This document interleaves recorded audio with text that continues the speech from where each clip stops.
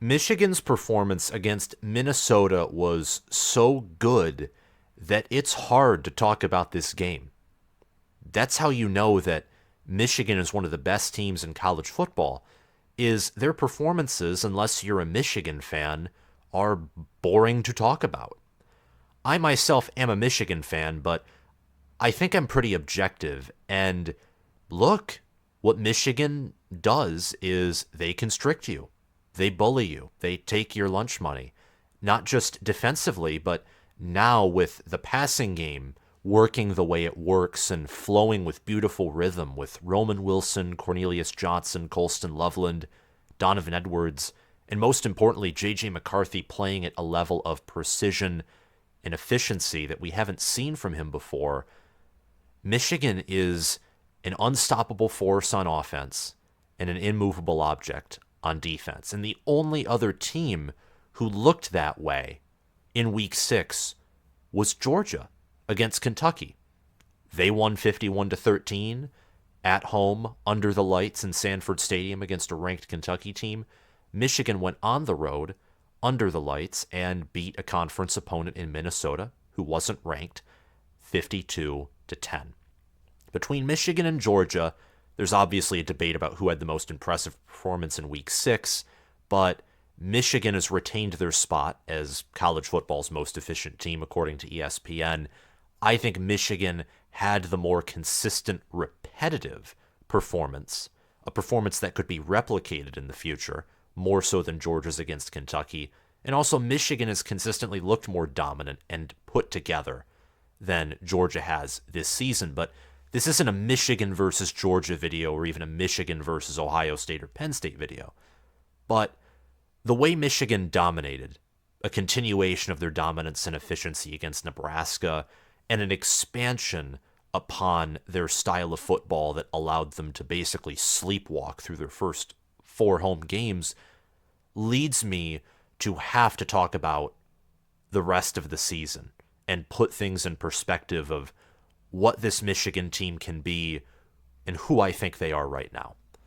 Welcome back, fellow football fanatics. It's your host, College Football with Sam, and right now, there are so many wide open spots for the college football playoff. Honestly, if the 12-team playoff was introduced this year, it probably would have been the perfect time to do it. Because every team this year, even Michigan, even Georgia, even Washington, Ohio State, Penn State, all these teams with elite potential or who have looked elite for a week or 2 weeks or for most of the season have had moments of vulnerability and struggle. And there are several teams with high ceiling potential. Oregon and Washington right now, they're ranked, I think, 7th and 8th or 8th and 7th. I think Washington is 8th or 7th. They're the number 8 and number 7 team. I just don't know who's number 8 and number 7 off the top of my head in the AP poll, because I don't really care about the AP poll, quite frankly, despite the fact that I look it up and look at it. It's just passing information. Regardless, I think both Oregon and Washington are top 8 teams, and I think they're even better than that. They're probably top 6 or top 5 teams in my mind. They're both in the Pac-12. And the SEC is Georgia. The Big Ten has Michigan, Ohio State, Penn State. The Big 12 has, Oklahoma. I thought they were fraudulent to a certain degree. I was totally wrong. Texas is still a good team. And the ACC still has Florida State, who's finding ways to win and plug away. So there's a lot of competition in this college football season. And if you're new to the channel, or if you're a part of the channel, but you're not typically active, I encourage you to become active. And if you haven't subscribed yet, I encourage you to do so by clicking the big red subscribe button, hitting the notification bell, liking this video so we can get it into the algorithm, and also commenting your thoughts and analysis on this football game down below. Because, look, Michigan is one of the better teams in college football right now, but really, this football season in 2023 is so wide open in so many ways. I mean, 2 Pac-12 teams, realistically, could get into the playoff and survive. That's how good the Pac-12 looks. The SEC is having a down year, but Alabama could wake up at any moment. Maybe they already have woken up because Jalen Milroe looked like a much better quarterback and almost like a changed man against Texas A&M, even though I know their secondary stinks. But I don't want to get too much into general Week 6 talking points or performances. I want to focus on Michigan and Minnesota and the Big Ten here. But subscribe, like the video, and also check out my Patreon page via the link in the description. Later today or tomorrow morning, I will post an update about Potential Power, which is the main product and main extra feature of content on my Patreon channel. It was about 50% in predicting spreads for Week 6 games, which is still pretty good.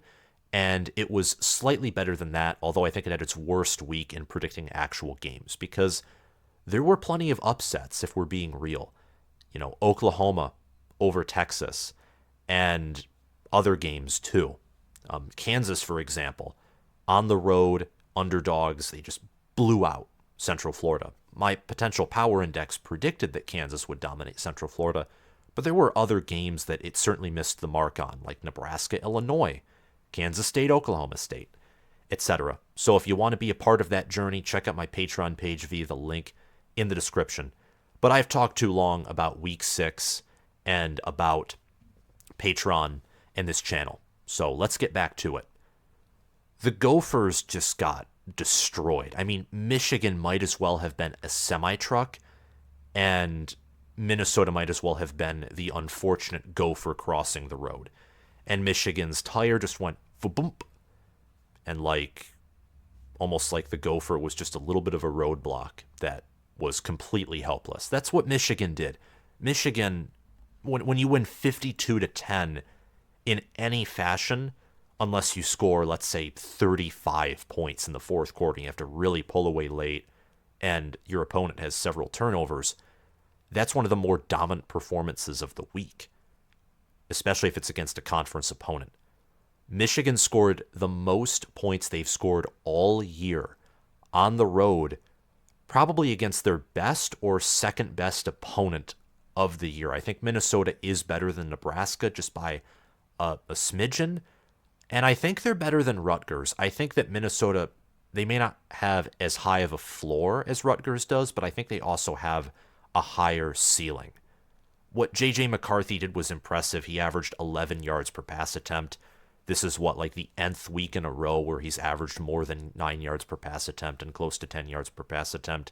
He threw for over 200 yards, 1 passing touchdown. That was an area where I got wrong on this prediction, is I thought Michigan would score in the high 40s, maybe low 50s, mostly on offense. I did not account for the fact that Will Johnson and Keon Sabb would return 2 interceptions to the house for 6. But nonetheless, Michigan's offense was great. There were some moments where it was frustrating. I wished Michigan had scored more than 24 points in the first half, but I expected Minnesota to be more competitive than Nebraska and then any other team Michigan had faced all season, and indeed they were for about a half before Michigan just, turned on the jets and finished their job. Michigan right now they're one of the best teams in college football, and I've already said that so many times, but I think it's becoming ever more apparent. The only metric that ranks Michigan low in anything, and by low I just mean outside of the top 3 or 4, not low as in outside of the top 25, is FPI. And FPI is very funky. I almost said flunky, but I don't even think flunky is a word. It's very funky. It relies on point spreads, and if you run up the score, you impress Football Power Index. And Michigan didn't do that in the first 4 weeks. But Michigan now, in scoring tons of points, has risen in FPI. I think ESPN's efficiency metrics are more accurate, and right now Michigan's the most efficient team in college football, with the 5th most efficient offense and the most efficient defense. Their special teams remains outside of the top 100, and I'm beginning to be concerned about Michigan's special teams unit, especially with Jake Thaw, who doesn't have a ton of explosiveness and athleticism at punt returner. He basically is a fair catch guy. And Tyler Morris is obviously young at the position. He has more upside there, but the muffed punt that he had against Nebraska, or maybe it was Rutgers, I forget. And look, Michigan also had to replace their punter, their kicker. It was going to be more of a down year for special teams in retrospect, and I sadly didn't recognize that in the preseason. But outside of special teams, Michigan has improved in every aspect of the game. The offensive line looked great. Blake Corum had only 9 carries, 9 carries for 69 yards, and Donovan Edwards, he had 4 carries for 20. Kalel Mullings had 8 carries for 47. I mean, Michigan is keeping this running back room healthy. They're still getting 33 carries. They got 33 carries in this game, and they're getting around that every game. And yet Blake Corum, for the whole season, has rarely crossed that 10 mark, from what I understand. It's been very rare for him to, get more than around, 10, 15 carries. He's only had one game where he had more than 20 carries against Rutgers, and he had 21. Last year, by comparison, he had well over 30 carries against Maryland, close to 40. So the running back room is healthier. Of course, this means that Corum and Edwards won't be as statistically impressive as I anticipated in the preseason, but Mullings is looking better than I anticipated, and it's better that Michigan is less statistically impressive if it means they keep their guys healthy and they can explode in big moments. JJ McCarthy, in my opinion, was the player of the game. It either would have been him, Will Johnson, or Keon Sabb, just for their returning of interceptions for 6. What a game for Will Johnson, by the way. But McCarthy is continuing to impress game after game. It's ridiculous. 14 of 20 for 219 yards and 1 touchdown. And that doesn't tell you the whole story, because on the ground, he also had 17 yards rushing and 2 rushing touchdowns, where he showcased his speed, acceleration, and his ability to really reach for the pylon and maximize his chances of scoring. It sounds simple, but not every quarterback does that. I mean, his scrambling ability has definitely improved, and his offensive line protected him well. Michigan they didn't allow a single sack, and they only allowed 3 tackles for loss. Michigan embarrassed Minnesota's defense, and this is one of the worst Minnesota defenses under Joe Rossi, their defensive coordinator, but they still have talent like Tyler Nubin, Ja Joyner up front, Darius Green, Kyler Baugh, Maverick Branowski, Ryan Selig, Chris Collins. I mean, they have guys. They do. Justin Wally, their number 1 corner, who suffered an injury in this game. I forget if he recovered to the field or not. I think he did. Minnesota, I briefly want to mention this. Michigan's offense and defense, but especially their offense, was so powerful and strong and consistent. They wore Minnesota down very quickly. I mean, Minnesota players were dropping like flies in this game. And you don't want to see that if you're PJ Fleck. If you're a college football fan, I hate injuries. I'm mentioning it in the same way that I think I mentioned injuries when talking about Penn State versus Iowa in 2021, where Iowa just imposed their will on a Penn State team who was faster and had a higher ceiling, but ultimately Iowa was just more mentally and physically tough. That's what this game looked like, except Michigan obviously has a much higher ceiling than Minnesota. In fact, Michigan's floor is probably higher than this Minnesota team's ceiling. That's the disparity between these two teams. And quarterback's a big part of that reason. McCarthy had a 91.9 quarterback efficiency rating. That since has been moved up to a 92 after some adjustments. He has a 93.6 quarterback efficiency rating on the season, 11 touchdowns, 3 interceptions, and he's thrown for 1,290 yards. It's nuts. It's crazy. I mean, I would have never suspected he would have been this good. And I know it's the first 6 games. He hasn't played a defense, a passing defense more specifically, honestly, worth its weight in gold. He hasn't. Ohio State's passing defense will be a much bigger test, along with Penn State's, than any other game he plays in. I mean, those 2 passing defenses, Penn State's especially with Kalen King, and Ohio State's with Denzel Burke, Josh Proctor, those 2 pass defenses are going to be some of the best pass defenses in the nation, and McCarthy will have to play both of them. But he has a 188.5 passer rating, He has 133 rushing yards and 3 rushing touchdowns so far on the season. He's only been sacked 3 times, and he's averaging nearly 7 yards per carry on the ground. He is faster, more aware, less mistake prone, and has a stronger arm and more accuracy and a better touch on the football and better mechanics than he did last year. Much improved quarterback. Minnesota, on the other hand, has Athan Kaliakmanis, who's 6'4", 210, younger than McCarthy. He has a 1-to-1 touchdown interception ratio as of today. 797 passing yards, a 55.9 QBR, which is 77th nationally, and a 110.8 passer rating. And that might be the biggest disparity in both of these teams is honestly quarterback. And that's shocking to say because Minnesota has good wide receivers. They have good tight ends. Their offensive line, I thought, played their best game of the whole season. The problem is Michigan is college football's best defense. And their running back room is deep. Darius Taylor ended up not playing, but once he's healthy, that immediately becomes once again one of the better running back rooms in the Big Ten in the nation. Darius Taylor, Zach Evans, Sean Tyler, Bryce Williams, that's a deep running back room. And then defensively, Jaw Joyner, Kyler Baugh at defensive back, Tyler Nubin, Justin Wally, and other players who are solid. If the defense can just get glued together and be on the same point and there can be more maturity and discipline there, then Minnesota's defense can really get in stride and start peaking sooner rather than later. I think the biggest deficiency in terms of talent and execution for these two teams might be at quarterback, if you really want to talk about it. Quarterback. And Michigan has a massive advantage at every other position, but it was very clear. Very clear. You could know nothing about football, and you could see that JJ McCarthy was the best quarterback on the field. So that's why he was my player of the game and my pick for that, is because he had a great game. He faced a defense that had talent, wasn't necessarily executing, and was certainly demoralized, but a defense that had talent nonetheless, and he executed. He did his job. He had 3 total touchdowns on the day, and he spread the ball out too against Minnesota. Michigan's leading receiver was Cornelius Johnson, 3 receptions for 86 yards, leading the team there. He had a good day.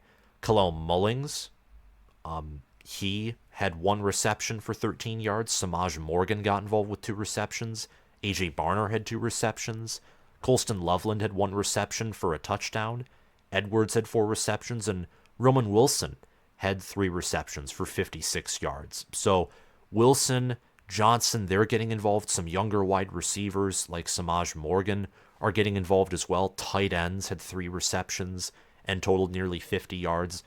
Michigan receivers on average gained about 15 yards every time they caught the ball.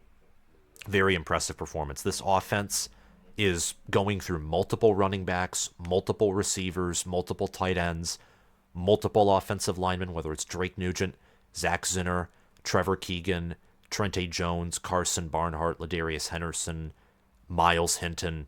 Regardless, this offense is selfless. That's what it is. And it's like a Swiss Army knife. This Michigan offense could kill you through the pass. They could kill you through the run. It's incredible. And I think that's so far the biggest improvement compared to last year or previous years is this offense is dynamic. It's not a stubborn, smash mouth, almost wannabe pro spread that throws Corum and Edwards at you.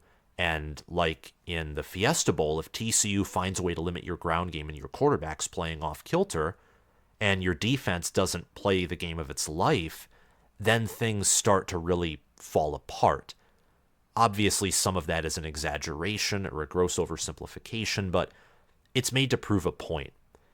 Michigan now can adapt so much more easily than they ever have before, thanks in large part to JJ McCarthy's development, Sharon Moore improving as a play caller, continuing to develop that offensive line, and now oversee and be the architect of this Michigan offense. And what he's done with getting receivers and players into position is really impressive. I was just, honestly, Michigan's performance in some ways, of course, being a fan, but also trying to figure out who college football's best team is. There are some things to be desired from Michigan, but we'll get to that when we talk about them at the end of the video some more.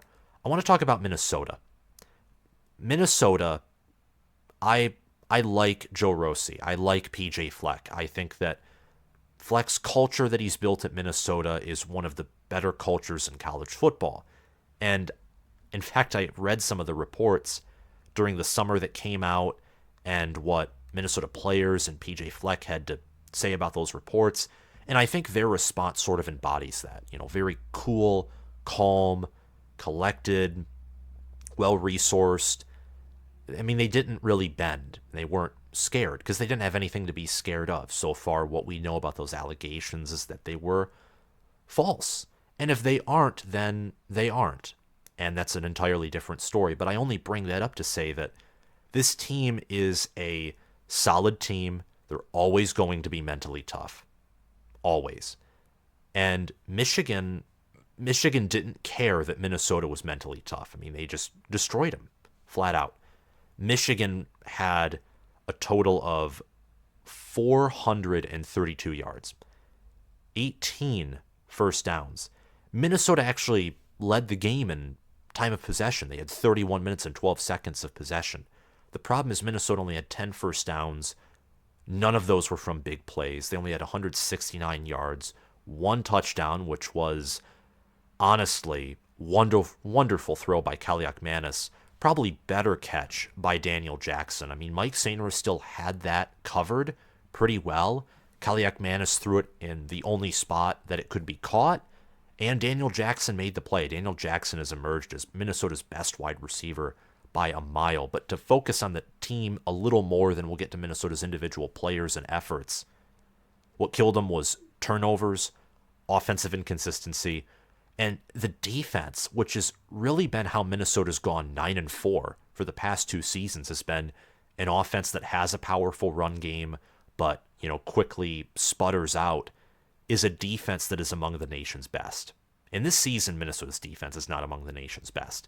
If it was, Michigan still probably would have scored in the high 30s or 40s, and honestly, you can't put this performance on Minnesota's defense whatsoever because the offense gifted Michigan with 2 pick sixes, and Minnesota's defense was able to limit Michigan's run game at times, also occasionally get pressure.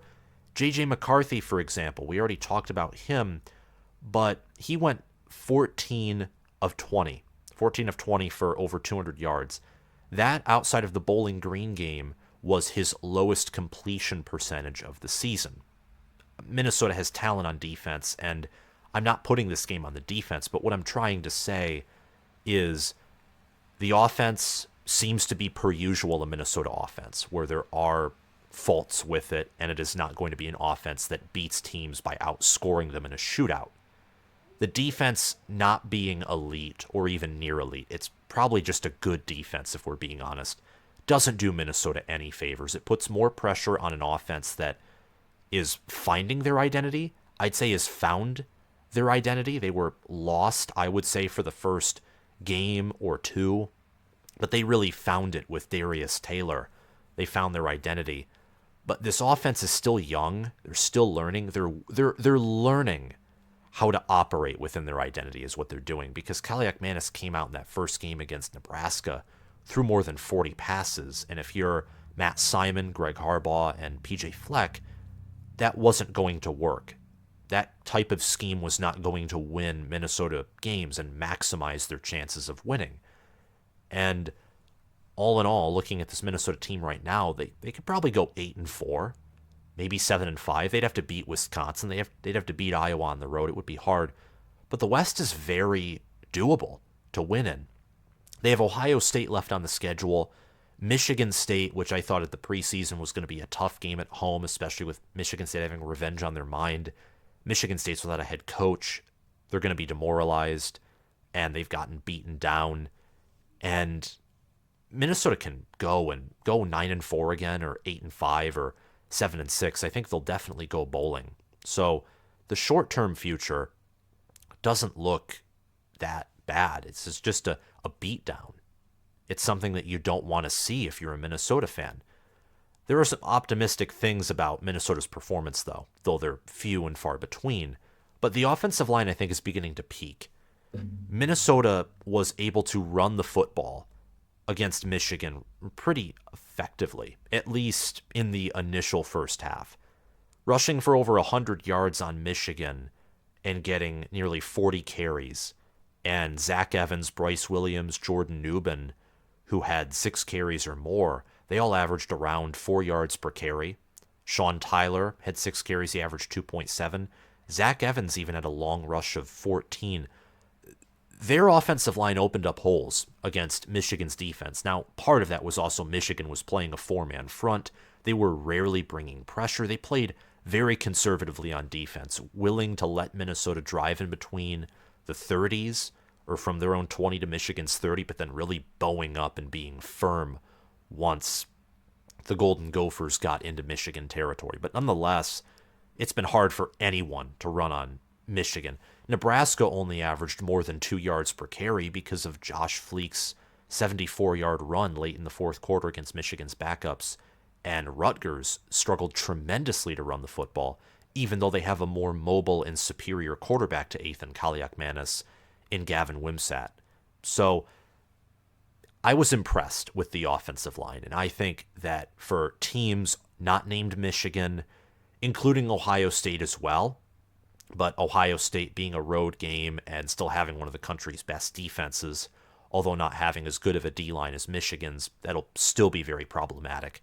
Outside of both of those games, the one against Michigan this Saturday and Ohio State in the future, what team, talking about Saturday's game and future games, what team is going to mess with this offensive line?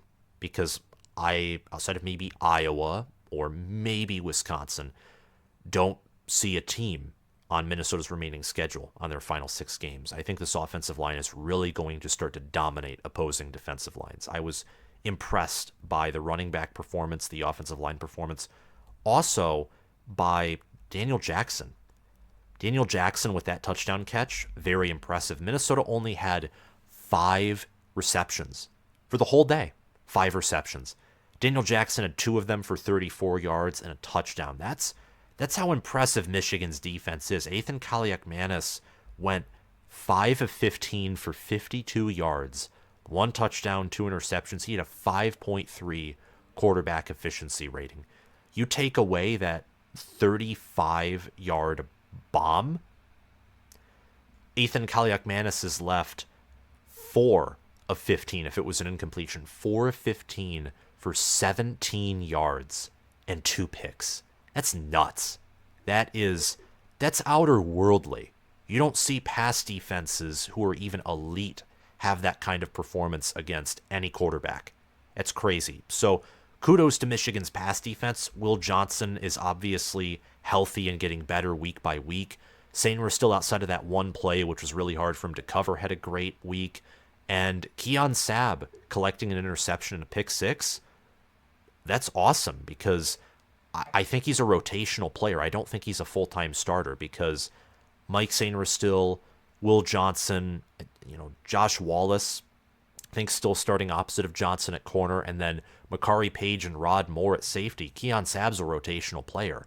And Michigan has depth. They have elite depth, especially on defense, but also on the offensive line and at running back as well. The Gophers were just outmatched. They have to stay strong. They have to take away the positives that they can and move forward because the West is wide open. The only team who isn't winning the Big Ten West is Illinois and Northwestern, the 2 Illinois schools. Those are the only schools, and Purdue as well, who are locked outside, in my opinion, of reaching Indianapolis. I think Nebraska, with their run game and their defense, can find a way, especially with their schedule, given that their toughest game right now is just a road game at Wisconsin, and Wisconsin is not invincible.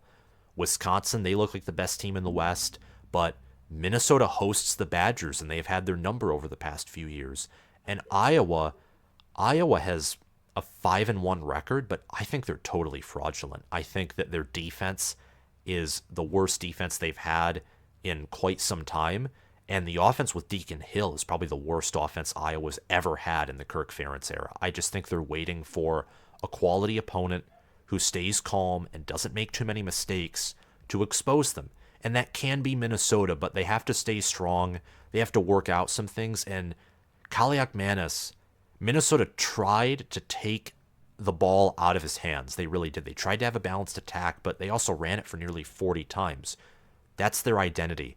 And even then, Kaliakmanis did not help his team. So for Minnesota, it's going to be very hard to be impressive on offense. They really have to improve defensively because that's the area where they have the most boom. That's the area where they have the most room for growth. I think Kaliakmanis puts a very low ceiling on the offense, which is sad to say because he has a really good supporting cast. Brevin Spanford, Nick Callerup, Daniel Jackson, Chris Ottman-Bell, Corey Crooms, Sean Tyler, and then Darius Taylor at running back. He's an awesome supporting cast. And don't forget Tyler Cooper, Quinn Carroll, and Nathan Bowie on the interior of that offensive line. Minnesota can be a good football team, but we'll have to see where they go from here. Let's talk about Michigan some more. Michigan continues to be one of college football's best football teams. And they got over 400 offensive yards, 7 total touchdowns. And like I mentioned earlier in the video, it was the Wolverines and the Bulldogs that had Week 6's most impressive performances. It was the Wolverines and the Bulldogs. And Michigan throughout the season, I think, has been more impressive than Georgia. They've been more consistent than Georgia. And Kentucky, I think, is better than Minnesota, but they've played so far a much weaker schedule than Minnesota has. Minnesota played North Carolina on the road, who clearly looks like a top 15 team right now. Nebraska will probably go bowling. Minnesota's now played Michigan at home. And Kentucky has really only played Florida and Georgia. And Florida's a meh team. They're not good. Georgia, in comparison, is an elite team. So I think Kentucky is still better than Minnesota, but I want to mention that just because there's a chance that, as time goes on, we realize Kentucky's just a benefactor of their really easy early September, early October schedule. But who knows? It was the Wolverines and the Bulldogs who really separated themselves in Week 6. Ohio State had struggles. Penn State was on a bye. Oklahoma upset Texas, who a lot of people had as their number 1 team. And I think all of us know that Oklahoma is not the best team in the country. So that draws concerns about the Big 12 and about Texas. Sarkisian had some questionable play calling. And in the Pac-12, USC stinks. I don't despise any fan base or any team, typically. But this USC team is really annoying. It's extremely annoying. Their offense is like Michigan's in terms of efficiency. It's totally different. I mean, USC is the better quarterback in Caleb Williams, better wide receiver room. Michigan just has the better running back room, tight end, and offensive line room. And the way they scheme, execute, USC loving big plays, Michigan loving consistency. They're both some of the best offenses in the country. USC's defense is the antithesis of Michigan's defenses. It is one of the worst, least efficient defenses in the country that Alex Grinch commands. Just want to get that out there. A lot of teams, once again, who were top 10 or who were viewed as elite or near elite, struggled, and Michigan didn't. And when they've consistently dominated, and as Joel Klatt likes to put it, they act like a boa constrictor. When that's consistent, you have to take note of that. And I think that Michigan right now is the best team in the Big Ten.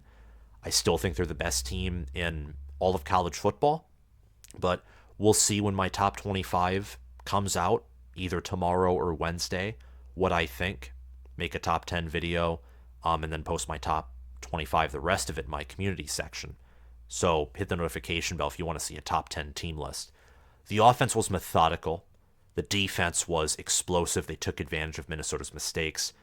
Just what an impressive performance. And I have a question for all of you that I want you to answer in the comment section below. What weaknesses do you think Michigan has?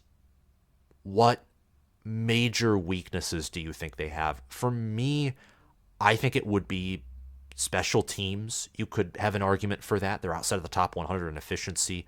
Currently, Penn State and Ohio State, who are not known for special teams play and who do not have as good of a special teams coordinator as Jay Harbaugh, they have better and more efficient special teams units right now. Just look at the metrics according to ESPN. And part of that is because Michigan hasn't had to use their special teams a whole lot. They rarely punt.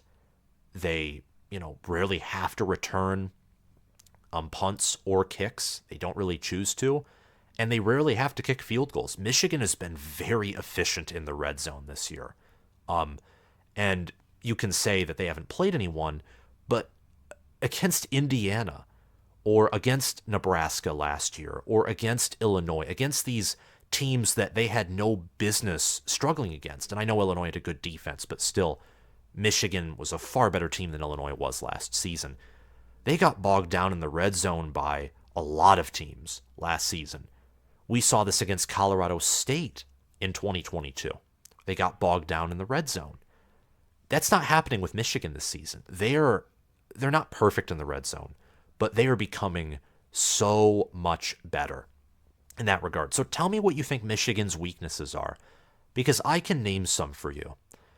I think with Michigan, big plays on defense. This is nitpicking. This is a small critique. This isn't, Don Brown 2018 and 19 with his mustache where Dwayne Haskins is just tearing him up, or Justin Fields is tearing his defense up, or Sean Clifford is throwing, fades to KJ Hamler, and our defense looks like a playground, like preschoolers running around the playset.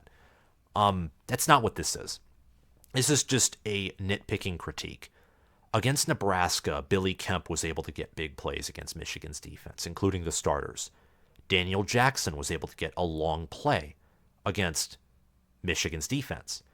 And Rutgers' only touchdown and their only score was a slant taken to the house by Christian Dremel. Those are only big plays. Michigan's scores that they have allowed are predominantly off of big plays. Even against UNLV. Now, this was the second and third string defense. This doesn't matter, but UNLV's only score was a long touchdown run. So, big plays, if I really am nitpicking, along with special teams, which I don't think is nitpicking, part of me is concerned that if Michigan is forced into a situation where their offense is sluggish and they have to punt, or they're not efficient in the red zone, or they maybe need a good punt return, I don't know if they can do that or win that way, at least against an elite team, because I think only an elite team could limit this offense. But we'll have to see. Special teams, big plays on defense. For offense, I still look at that. I still look at the offensive line and the run game and really Donovan Edwards, and I have yet to see a game where Michigan just kills an opponent through the ground. They're having success there, but Michigan still lacks the 2022, impose your will through the ground game offense that I really enjoyed.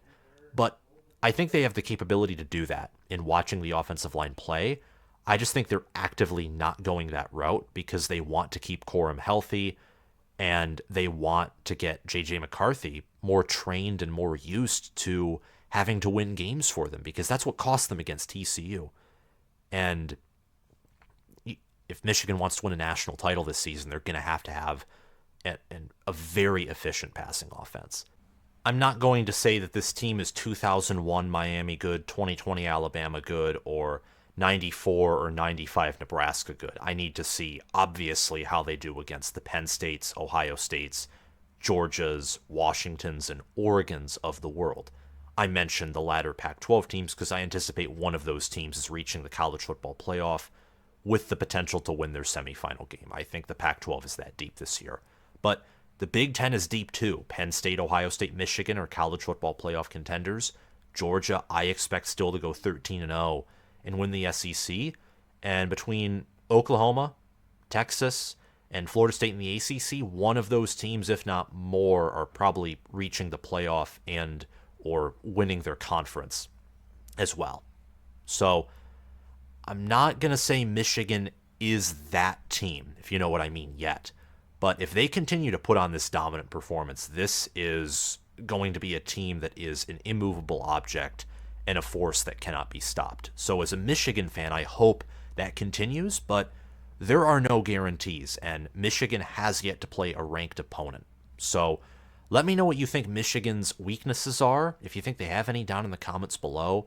Let me know what you think their biggest strength is, and talk to me about the Big Ten and where you think Michigan fits in the college football playoff and national title picture.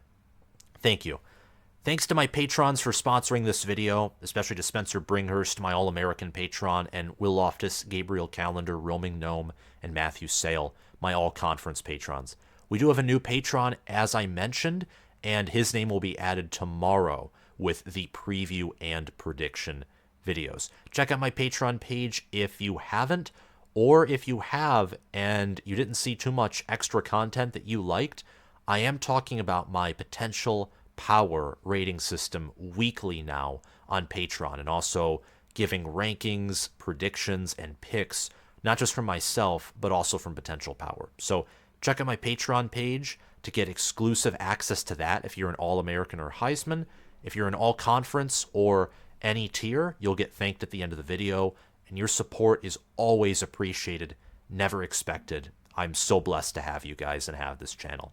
Have a great day, guys, and I'll see you all around. Bye-bye.